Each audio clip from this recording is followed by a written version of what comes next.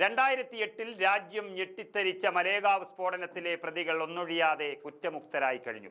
Indian നീതിന്യായ വ്യവസ്ഥയെ സംശയത്തിന്റെ നിഴലിൽ നിർത്തുന്ന സംഭവമാണ് കഴിഞ്ഞ ദിവസം കോടതിയിൽ നിന്നും ഉണ്ടായത്. സംഘപരിവാർ ബന്ധമുള്ള പ്രതികൾ പുല്ലുപോലെ കോടതിയിൽ നിന്ന് ഇറങ്ങി പോരേണ്ടി വന്നത് നോക്കി നിൽക്കേണ്ടി വന്നു നീതിന്യായ വ്യവസ്ഥയ്ക്ക്. പ്രതികളെ രക്ഷിക്കാൻ വലിയ ഗൂഢാലോചന നടന്നുവെന്ന ഞെട്ടിക്കുന്ന റിപ്പോർട്ടാണ് പുറത്തുവരുന്നത്. ദേശീയ മാധ്യമമായ ഇന്ത്യൻ എക്സ്പ്രസ് ആണ് ഇക്കാര്യം റിപ്പോർട്ട് ചെയ്തത്.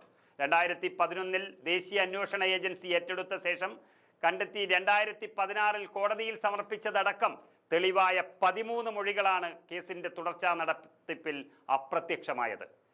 ഈ കേസിലെ 7 പ്രതികളെയും പ്രത്യേക കോടതി വെറുതെ വിട്ടത് ഇവർക്കെതിരെ ശക്തമായ സംശയം നിലനിൽക്കുമ്പോഴും ശിക്ഷിക്കുന്നതിനാവശ്യമായ നിയമപരമായ തെളിവുകളില്ല എന്ന് ചൂണ്ടിക്കാട്ടിക്കൊണ്ടാണ്.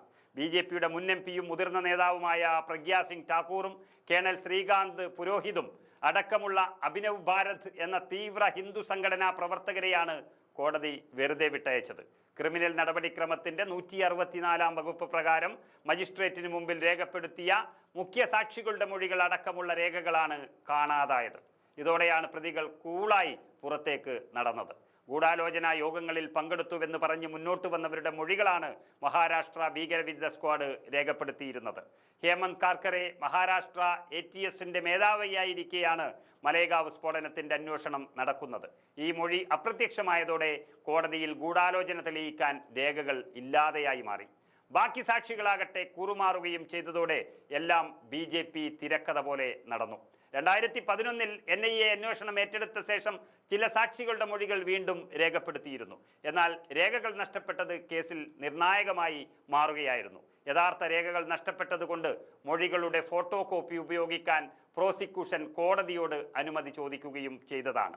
വിചാരണ കോടതി അത് അനുവദിച്ചപ്പോൾ പ്രതികൾ മുംബൈ ഹൈക്കോടതിയെ സമീപിച്ചു.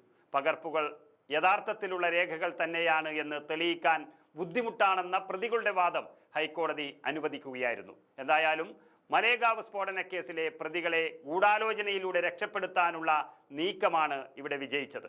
ഇത് ഇന്ത്യൻ നീതിന്യായ വ്യവസ്ഥയുടെ സൽപ്പേരിനേറ്റ കളങ്കമാണെന്ന കാര്യത്തിൽ സംശയമില്ല.